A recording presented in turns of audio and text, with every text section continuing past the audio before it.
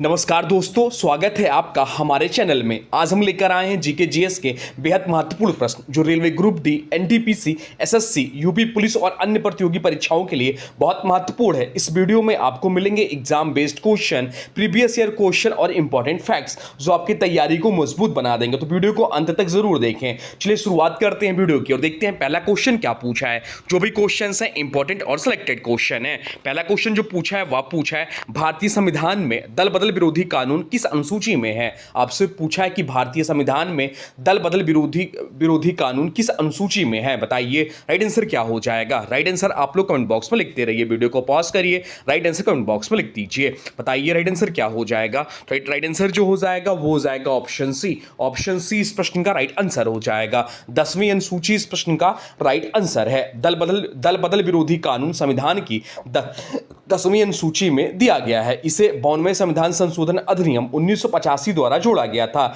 इसका उद्देश्य राजनीतिक दल बदलने की प्रवृत्ति को रोकना है। सांसद या विधायक दल बदलने पर आयु घोषित किया जा सकता है। 8वीं अनुसूची जो दिया हुआ है भाषाओं से संबंधित है। 9वीं अनुसूची जो है भूमि सुधार कानूनों से संबंधित है और 11वीं अनुसूची जो है पंचायती राज विषयों से संबंधित है। दल बदल संबंधी निर्णय सदन के अध्यक्ष यानी कि स्पीकर लेते हैं। 91वें संविधान संशोधन से इसे और कठोर बनाया गया। अब चलते हैं अगले प्रश्न को देखते हैं। अगला प्रश्न क्या पूछा है आपसे। अगला प्रश्न जो पूछा है वह पूछा है ज्वालामुखी रिंग ऑफ फायर किस महाद्वीप में स्थित है। आपसे पूछा है कि ज्वालामुखी रिंग ऑफ फायर किस महासागर में स्थित है। बताइए राइट आंसर क्या हो जाएगा। राइट आंसर कमेंट बॉक्स में लिख दीजिए। बताइए राइट आंसर क्या हो जाएगा। तो राइट आंसर जो हो जाएगा वो हो जाएगा ऑप्शन बी। ऑप्शन बी इस प्रश्न का राइट आंसर हो जाएगा। प्रशांत महासागर, पैसिफिक रिंग्स ऑफ फायर प्रशांत महासागर के चारों ओर स्थित ज्वालामुखीय क्षेत्र है। या विश्व के अधिकांश सक्रिय ज्वालामुखी और भूकंप पाए जाते हैं। यह क्षेत्र प्लेट विवर्तनिकी के कारण अत्यधिक सक्रिय है। जापान, इंडोनेशिया, फिलीपींस और अमेरिका इसके प्रमुख क्षेत्र हैं। विश्व के लगभग 75% सक्रिय ज्वालामुखी रिंग ऑफ फायर क्षेत्र में है। भूकंप और सुनामी का खतरा इस क्षेत्र में अधिक रहता है। चलते हैं अगले प्रश्न की ओर, देखते हैं अगला प्रश्न क्या पूछा है आपसे। अगला प्रश्न जो पूछा है वह पूछा है राजभाषा का उल्लेख संविधान के किस भाग में है। आपसे पूछा है कि राजभाषा का उल्लेख संविधान के किस भाग में है। बताइए राइट आंसर क्या हो जाएगा।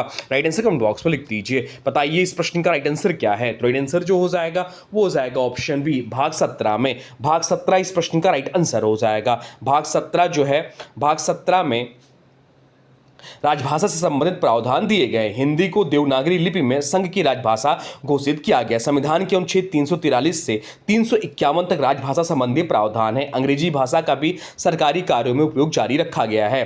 भाग 15 जो है चुनाव से संबंधित है। भाग 18 जो है आपातकालीन उपबंध से संबंधित और भाग 20 संविधान में ऐसा भाग नहीं है। हिंदी दिवस जो कब मनाया जाता है, तो हिंदी दिवस की बात करें तो हिंदी दिवस जो मनाया जाता है वह 14 सितंबर को मनाया जाता है। संविधान की 8वीं अनुसूची में 22 भाषाएं हैं। राजभाषा और राष्ट्रभाषा अलग अवधारणाएं हैं, यह ध्यान रखिएगा। चलते हैं अगले प्रश्न को देखते हैं। अगला प्रश्न क्या पूछा है आपसे। अगला प्रश्न जो पूछा है वह पूछा है अर्थशास्त्र का जनक किसे कहा जाता है। आपसे पूछा है कि अर्थशास्त्र का जनक किसे कहा जाता है। बताइए राइट आंसर क्या हो जाएगा। फादर ऑफ इकोनॉमिक्स किसे कहते हैं। बताइए राइट आंसर क्या है। तो राइट आंसर जो हो जाएगा वो हो जाएगा ऑप्शन डी, एडम स्मिथ इस प्रश्न का राइट आंसर हो जाएगा। एडम स्मिथ को अर्थशास्त्र का जनक कहा जाता है। उनकी प्रसिद्ध पुस्तक द वेल्थ ऑफ नेशन 1776 में प्रकाशित हुई। उन्होंने मुक्त व्यापार और बाजार व्यवस्था का समर्थन किया। एडम स्मिथ शास्त्रीय अर्थशास्त्र के प्रमुख विचारक हैं। वेल्थ ऑफ नेशन अर्थशास्त्र की महत्वपूर्ण पुस्तक है। एडम स्मिथ स्कॉटलैंड के अर्थशास्त्री थे। अब चलते हैं अगले प्रश्न की ओर, देखते हैं अगला प्रश्न क्या पूछा है आपसे। अगला प्रश्न जो पूछा है वह पूछा है भारतीय प्रतिभूति और विनिमय बोर्ड सेबी को वैधानिक दर्जा किस वर्ष मिला। आपसे पूछा है कि भारतीय प्रतिभूति और विनिमय बोर्ड सेबी को वैधानिक दर्जा किस वर्ष मिला। बताइए राइट आंसर क्या हो जाएगा। तो राइट आंसर जो हो जाएगा वो हो जाएगा ऑप्शन बी, 1992 में। ऑप्शन बी इस प्रश्न का राइट आंसर हो जाएगा। सेबी का फुल फॉर्म क्या होता है। तो सेबी का फुल फॉर्म जो होता है वो होता है securities and exchange board of India. SEBI की स्थापना 1988 में की गई थी। इसे 1992 में सेबी एक्ट के तहत वैधानिक दर्जा प्राप्त हुआ। सेबी भारत के शेयर बाजार और निवेशकों के हितों की रक्षा करता है या पूंजी बाजार को नियंत्रित और विनियमित भी करता है। सेबी का मुख्यालय कहां स्थित है। तो सेबी का मुख्यालय जो मुंबई में स्थित है। सेबी के पहले अध्यक्ष कौन थे। तो डॉक्टर एस ए दवे इसके पहले अध्यक्ष थे। वर्तमान समय में जो इसके अध्यक्ष हैं वो तुहिन कांत पांडे जी हैं। अब चलते हैं अगले प्रश्न को देखते हैं। अगला प्रश्न क्या पूछा है आपसे। अगला प्रश्न जो पूछा है वह पूछा है ग्रेट बैरियर रीफ किस महासागर में स्थित है। आपसे पूछा है कि ग्रेट बैरियर रीफ जो है किस महासागर में स्थित है, बताइए राइट आंसर क्या हो जाएगा। राइट आंसर कमेंट बॉक्स में लिख दीजिए। तो राइट आंसर जो हो जाएगा वो हो जाएगा ऑप्शन डी, प्रशांत महासागर इस प्रश्न का राइट आंसर है। ऑप्शन डी इस प्रश्न का राइट आंसर हो जाएगा। ग्रेट बैरियर रीफ विश्व की सबसे बड़ी प्रवाल भित्ति प्रणाली है या ऑस्ट्रेलिया के उत्तर पूर्वी तट के पास प्रशांत महासागर में स्थित है। इसकी लंबाई लगभग 2300 किलोमीटर या यूनेस्को विश्व धरोहर स्थल है। कोरल रीफ जो है या समुद्र का वर्षा वन कहा जाता है। चलते हैं अगले प्रश्न क्यों देखते हैं। अगला प्रश्न क्या पूछा है आपसे। अगला प्रश्न जो पूछा है वह पूछा है भारत का सबसे पुराना स्टॉक एक्सचेंज, क्या नाम है उसका, BSE बॉम्बे स्टॉक एक्सचेंज किस वर्ष स्थापित हुआ था, यह आपसे पूछा है या प्रश्न पूछा गया है। आपसे पूछा कि भारत का सबसे पुराना स्टॉक एक्सचेंज BSE किस वर्ष स्थापित हुआ था, बताइए राइट आंसर क्या हो जाएगा। राइट आंसर हो जाएगा ऑप्शन ए 1875 इस प्रश्न का राइट आंसर है। बॉम्बे स्टॉक एक्सचेंज भारत का सबसे पुराना स्टॉक एक्सचेंज है। इसकी स्थापना 1875 में मुंबई में हुई थी। इसे एशिया का भी सबसे पुराना स्टॉक एक्सचेंज माना जाता है। BSE कंपनियों के शेयरों की खरीद बिक्री होती है। NSE की स्थापना कब हुई थी, तो NSE की स्थापना 1992 में नेशनल स्टॉक एक्सचेंज की। BSE का प्रमुख सूचकांक सेंसेक्स है। अब चलते हैं अगले प्रश्न क्यों देखते हैं। अगला प्रश्न क्या पूछा है आपसे। अगला प्रश्न जो पूछा है वह पूछा है वायुमंडल में आर्गन गैस की मात्रा लगभग कितनी है। आपसे पूछा कि वायुमंडल में आर्गन गैस की मात्रा लगभग कितनी है, बताइए राइट आंसर क्या हो जाएगा। राइट आंसर कमेंट बॉक्स में लिख दीजिए। तो राइट आंसर जो हो जाएगा वो हो जाएगा ऑप्शन सी 93%। ऑप्शन सी इस प्रश्न का राइट आंसर हो जाएगा। आर्गन वायुमंडल में लगभग 0.93% मात्रा में पाई जाती है। यह एक अक्रिय गैस है, नोबल गैस है। इसका उपयोग विद्युत बल्बों में किया जाता है। आर्गन रासायनिक अपक्रियाओं में बहुत कम भाग लेती है।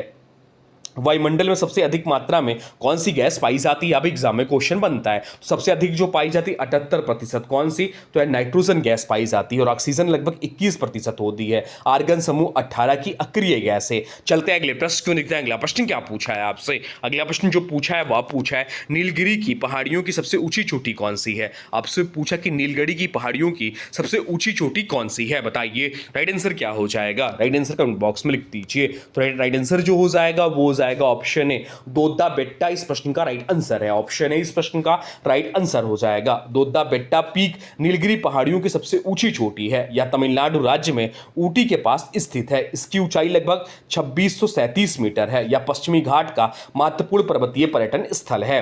बाकी विकल्पों की बात करें तो धूपगढ़ सतपुरा की सबसे ऊंची चोटी है। अनाईमुड्डी दक्षिण भारत की सबसे ऊंची चोटी है और महेंद्रगिरी उड़ीसा का प्रमुख पहाड़ी क्षेत्र है। ऊटी को पहाड़ों की रानी कहा जाता है। नीलगिरी पहाड़ियां पश्चिमी और पूर्वी घाट के संगम क्षेत्र में है। नीलगिरी का अर्थ नीले पर्वत होता है। अब चलते हैं अगले प्रश्न की ओर, देखते हैं अगला प्रश्न क्या पूछा है आपसे। अगला प्रश्न जो पूछा है वह पूछा है अशोक के शिलालेखों को पढ़ने वाला पहला अंग्रेज अधिकारी कौन था। आपसे पूछा है कि अशोक के शिलालेखों को पढ़ने वाला पहला अंग्रेजी अधिकारी कौन था, बताइए राइट आंसर क्या हो जाएगा। राइट आंसर जो हो जाएगा वो हो जाएगा ऑप्शन ए जेम्स प्रिंसपेप इस प्रश्न का राइट आंसर हो जाएगा। जेम्स प्रिंसपेप ने अशोक के शिलालेखों को पढ़ने में सफलता प्राप्त की थी। उन्होंने ब्राह्मी लिपि को पढ़कर मौर्य इतिहास को समझने में मदद की। इससे सम्राट अशोक के बारे में महत्वपूर्ण जानकारी मिली। यह कार्य 1837 में पूरा हुआ था। अशोक के अभिलेख प्राकृत भाषा में थे। ब्राह्मी लिपि भारत की प्राचीन लिपियों में से एक है। अशोक मौर्य वंश का महान शासक था। चलते हैं अगले प्रश्न को देखते हैं। अगला प्रश्न क्या पूछा है आपसे। अगला प्रश्न जो पूछा है वह पूछा है विश्व का सबसे ऊंचा झरना एंजल फॉल्स किस देश में है। आपसे पूछा है कि विश्व का सबसे ऊंचा झरना एंजल फॉल्स जो है किस देश में है, बताइए राइट आंसर क्या हो जाएगा। राइट आंसर कमेंट बॉक्स में लिख दीजिए। तो राइट आंसर जो हो जाएगा वो हो जाएगा ऑप्शन बी वेनेजुला इस प्रश्न का राइट आंसर हो जाएगा। ऑप्शन बी इस प्रश्न का राइट आंसर है। एंजल फॉल्स विश्व का सबसे ऊंचा जलप्रपात है। यह दक्षिण अमेरिका के वेनेजुला देश में स्थित है। इसकी कुल ऊंचाई लगभग 979 मीटर है। यह कैनाइमा राष्ट्रीय उद्यान क्षेत्र में स्थित है। एंजल फॉल्स का नाम अमेरिकी पायलट जिमी एंजल के नाम पर पड़ा। यह यूनेस्को विश्व धरोहर क्षेत्र में स्थित है। भारत का नियाग्रा किस जलप्रपात को कहते हैं? तो भारत का नियाग्रा जो है चित्रकूट जलप्रपात को कहा जाता है, या भी ध्यान रखिएगा। अब चलते हैं अगले प्रश्न की ओर, देखते हैं अगला प्रश्न क्या पूछा है आपसे। अगला प्रश्न जो पूछा है वह पूछा है ऑपरेशन ब्लैक बोर्ड का मुख्य उद्देश्य क्या था? आपसे पूछा है कि ऑपरेशन ब्लैक बोर्ड का मुख्य उद्देश्य क्या था, बताइए राइट आंसर क्या हो जाएगा। राइट आंसर कमेंट बॉक्स में लिख दीजिए। तो राइट आंसर जो हो जाएगा वो हो जाएगा ऑप्शन बी, प्राथमिक शिक्षा में सुधार। ऑप्शन बी इस प्रश्न का राइट आंसर हो जाएगा, प्राथमिक शिक्षा में सुधार। ऑपरेशन ब्लैक बोर्ड की इस शुरुआत 1987 में की गई थी। इसका उद्देश्य प्राथमिक विद्यालयों में बुनियादी सुविधाएं उपलब्ध कराना था। इसके अंतर्गत ब्लैक बोर्ड कक्षाएं और शिक्षकों की व्यवस्था पर जोर दिया गया। यह योजना राष्ट्रीय शिक्षा नीति 1986 से संबंधित है। शिक्षा का अधिकार अधिनियम बाद में लागू हुआ। चलते हैं अगले प्रश्न को, देखते हैं अगला प्रश्न क्या पूछा है आपसे। अगला प्रश्न जो पूछा है वह पूछा है अकबर के दरबार के प्रसिद्ध संगीतकार तानसेन का मूल नाम क्या था? आपसे पूछा कि अकबर के दरबार के प्रसिद्ध संगीतकार तानसेन का मूल नाम क्या था, बताइए राइट आंसर क्या हो जाएगा। राइट आंसर कमेंट बॉक्स में लिख दीजिए। तो राइट आंसर जो हो जाएगा वो हो जाएगा ऑप्शन डी, रामतनु पांडे इस प्रश्न का राइट आंसर है। तानसेन का मूल नाम रामतनु पांडे था। तानसेन मुगल सम्राट अकबर के दरबार के नवरत्नों में शामिल थे। उन्हें भारतीय शास्त्रीय संगीत का महान गायक माना जाता है। तानसेन ध्रुपद गायन शैली के लिए प्रसिद्ध है। महेश दास या किसका नाम है? तो महेश दास जो बीरबल का वास्तविक नाम था। तानसेन ग्वालियर घराने से जुड़े थे। उन्हें मियां तानसेन भी कहा जाता है। दीपक राग और मेघ मल्हार से जुड़ी कथाएं तानसेन से प्रसिद्ध है। चलते हैं अगले प्रश्न को, देखते हैं अगला प्रश्न क्या पूछा है आपसे। अगला प्रश्न जो पूछा है वह पूछा है किस सुल्तान ने अपनी राजधानी दिल्ली से दौलताबाद स्थानांतरित की थी? आपसे पूछा है कि किस सुल्तान ने अपनी राजधानी दिल्ली से दौलताबाद स्थानांतरित की थी, बताइए राइट आंसर क्या हो जाएगा। राइट आंसर कमेंट बॉक्स में लिख दीजिए। तो राइट आंसर जो हो जाएगा वह आप लोग कमेंट बॉक्स में बताइए क्या होगा राइट आंसर। राइट आंसर हो जाएगा ऑप्शन है मोहम्मद बिन तुगलक। मोहम्मद बिन तुगलक इस प्रश्न का राइट आंसर हो जाएगा। मोहम्मद बिन तुगलक ने अपनी राजधानी दिल्ली से दौलताबाद स्थानांतरित की थी। दौलताबाद का पुराना नाम देवगिरी था। राजधानी परिवर्तन का उद्देश्य साम्राज्य का बेहतर नियंत्रण स्थापित करना। यह निर्णय असफल साबित हुआ और बाद में राजधानी पुनः दिल्ली लाई गई। मोहम्मद बिन तुगलक को विचित्र योजनाओं वाला शासक कहा जाता है। उसने सांकेतिक मुद्रा भी शुरू की थी। तुगलक वंश दिल्ली सल्तनत का महत्वपूर्ण वंश था। अब चलते हैं अगले प्रश्न को, देखते हैं अगला प्रश्न क्या पूछा है आपसे। अगला प्रश्न जो पूछा है वह पूछा है कैबिनेट मिशन के अध्यक्ष कौन थे? आपसे पूछा है कि कैबिनेट मिशन के अध्यक्ष कौन थे, बताइए राइट आंसर क्या हो जाएगा। राइट आंसर कमेंट बॉक्स में लिख दीजिए। तो राइट आंसर जो हो जाएगा वो हो जाएगा option C, Lord Pethick Lawrence. Lord Pethick Lawrence इस प्रश्न का राइट आंसर हो जाएगा, जो कि कैबिनेट मिशन के अध्यक्ष थे। 1946 में ब्रिटिश सरकार द्वारा भारत भेजे गए कैबिनेट मिशन के अध्यक्ष फेडरिक लॉर्ड पैथिक लॉरेंस थे। लॉर्ड पैथिक लॉरेंस थे। इस मिशन का उद्देश्य भारत के लिए संविधान निर्माण का योजना तैयार करना था। कैबिनेट मिशन में 3 सदस्य थे, पैथिक लॉरेंस, स्टेफोर्ड क्रिप्स और एवी अलेक्जेंडर। इस मिशन की सिफारिश पर संविधान सभा का गठन हुआ। कैबिनेट मिशन भारत में 1946 में आया था। संविधान सभा की पहली बैठक 9 दिसंबर 1946 को हुई और डॉक्टर राजेंद्र प्रसाद संविधान सभा के अध्यक्ष बने थे। अब चलते हैं अगले प्रश्न की ओर, देखते हैं अगला प्रश्न क्या पूछा है आपसे। अगला प्रश्न पूछा है भारतीय संविधान का अनुच्छेद 76 किससे संबंधित है? आपसे पूछा कि भारतीय संविधान का अनुच्छेद 76 किससे संबंधित है, बताइए राइट आंसर क्या हो जाएगा। तो राइट आंसर जो हो जाएगा वो हो जाएगा ऑप्शन बी, भारत के महान्यायवादी से, अटॉर्नी जनरल से। Article 76 of the constitution of India Bharat के महान्यायवादी से संबंधित है। महान्यायवादी भारत सरकार का सर्वोच्च विधिक सलाहकार होता है। इसकी नियुक्ति भारत के राष्ट्रपति द्वारा की जाती है। सरकार को कानूनी मामलों में सलाह देता है और सर्वोच्च न्यायालय में सरकार का पक्ष रखता है।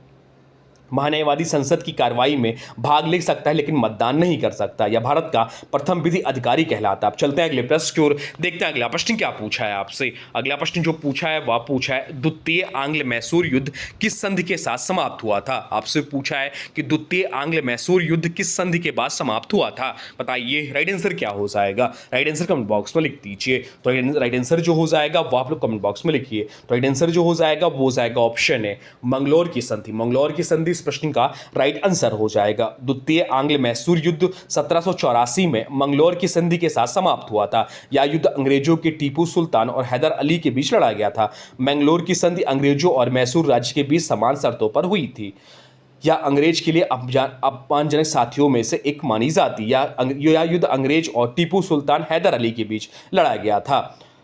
मद्रास की संधि प्रथम आंग्ल मैसूर युद्ध से संबंधित है। श्रीरंगपट्टनम की संधि तृतीय आंग्ल मैसूर युद्ध से संबंधित है। हैदर अली मैसूर राज्य का शक्तिशाली शासक था। टीपू सुल्तान को मैसूर का शेर कहा जाता है। 4 आंग्ल मैसूर युद्ध हुए थे, यह भी ध्यान रखिएगा। चलते हैं अगले प्रश्न की ओर, देखते हैं अगला प्रश्न क्या पूछा है आपसे। अगला प्रश्न पूछा है संविधान का अनुच्छेद 17 किससे संबंधित है। आपसे पूछा कि संविधान का अनुच्छेद 17 किससे संबंधित है, बताइए राइट आंसर क्या हो जाएगा। तो राइट आंसर जो हो जाएगा वो हो जाएगा ऑप्शन ए, अस्पृश्यता का अंत। ऑप्शन ए इस प्रश्न का राइट आंसर हो जाएगा। Article 17 of the constitution of India अस्पृश्यता के उन्मूलन से संबंधित है। यह अनुच्छेद अस्पृश्यता के अपराध घोषित करता है। इसका उद्देश्य सामाजिक समानता स्थापित करना है।